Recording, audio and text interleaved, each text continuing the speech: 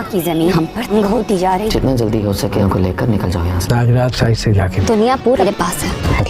सब लोग हमारे हैं। हेलो फ्रेंड, आदमों पर तो दुनिया ही तंग होती जा रही है। पूरे दुनियापुर पर अब नवाबों का कंट्रोल हो चुका है।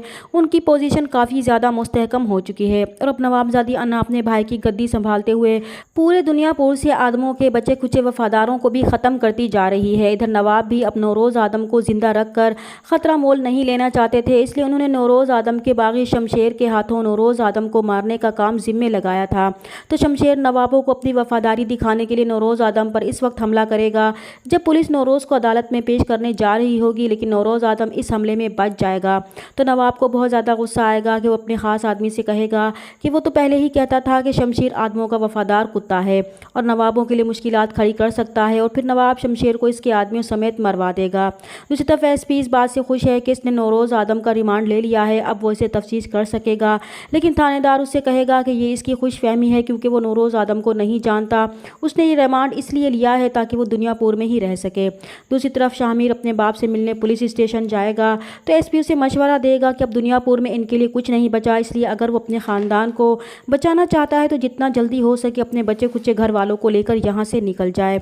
अब शामिर को दुनियापुर के हालात करीब से देखने पर अंदाज़ा हो रहा था कि नवाबों और पुलिस के साथ साथ दुनियापुर के लोग भी इन पर घेरा तंग कर चुके हैं, इसलिए शामिर अपने बाप से जाकर मिलेगा तो नौरोज़ आदम अपने बेटे को समझाएगा कि इन हालात का मुकाबला उसे किस तरह करना है और दुनियापुर को वापस कैसे हासिल करना है। वो शामिर से कहता है कि उसे यकीन है कि वो ये सब कर सकता है क्योंकि वो नौरोज़ आदम का बेटा है, लेकिन शामिर अब भी हिचकिचाहट का शिकार था। दूसरी तरफ शामिर की बहन को मौका मिल जाता है तो अपने घर फ़ोन करती है और उसे नवाबों के चुंगल से बचाने को कहती है। तो शामिर अपनी बहन को बचाने के लिए रात के वक्त नवाबों के घर जाता है। उससे पहले कि वो अपनी बहन को वहाँ से निकालता तो नवाबों के आदमी उसे देख लेंगे और उसे पकड़ भी लेंगे, लेकिन वो अपनी जान बचाकर वहाँ से भाग जाएगा। लेकिन अपनी बहन की हालत देखकर उसे बर्दाश्त नहीं हो रहा था। अब शामिर अपने बाप और बहन की हालत देखने के बाद ठान लेगा कि वो अपने नवाबों को नहीं छोड़ेगा और उनसे अपने भाई की मौत के साथ अपने बाप और बहन के साथ होने वाली ज़्यादतियों का बदला लेगा और दुनियापुर को भी वापस लेकर रहेगा। वो अपना ये फैसला दादी को सुनाएगा तो इसकी माँ एक बार फिर उसे रोकने की कोशिश करेगी कि अगर इसकी दादी ये शंख शुरू ना करती तो आज इन पर दुनियापुर की ज़मीन इस तरह तंग ना होती। तो अपनी माँ से कहेगा कि पहले वो भी ऐसे ही समझता था, लेकिन अब उसे समझ आ चुका है कि यहाँ पर रहने के लिए वो सब करना ज़रूरी था जो इसके बाप और भाई ने किया। वो भी इन सब से बदला लेगा, वो सब कुछ हासिल करेगा जो इनका है और इसके लिए चाहे उसे जान भी देनी पड़ी तो वो देगा। तो शामिर की दादी उसके इस फैसले पर बहुत खुश होती है कि अब शामिर नवाबों को शिकस्त देकर रहेगा। दूसरी तरफ अना अपना खौफ और दबदबा पैदा करने के लिए आदमों के पुराने वफादार ज़बरदस्त के पास जाएगी और उससे कहेगी कि अब वक्त बदल चुका है, अब दुनियापुर पर आदमों का नहीं बल्कि उसका कब्जा है, इसलिए उसे ज़्यादा होशियारी दिखाने की ज़रूरत नहीं है।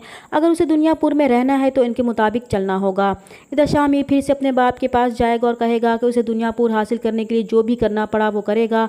वो उसे बताएं कि उसे क्या करना होगा। तब नौरोज़ अपने बेटे को किसी कसाई नामी आदमी से मिलने को कहेगा तो शामिर भी उस आदमी से मिलने जाएगा तो उससे पहले अना वहाँ मौजूद होगी। उसके आदमी उसे रोकने की कोशिश करेंगे तो शामिर बिला खौफ उसके आदमी से गन छीनकर अना पर तान लेगा, लेकिन उसे मारेगा नहीं। तो अना जो शामिर को पहली बार देख रही थी वो उसकी बहादुरी से काफ़ी मुतासिर हो जाएगी। इस तरह अब असल जंग शामिर और अना में होने वाली है।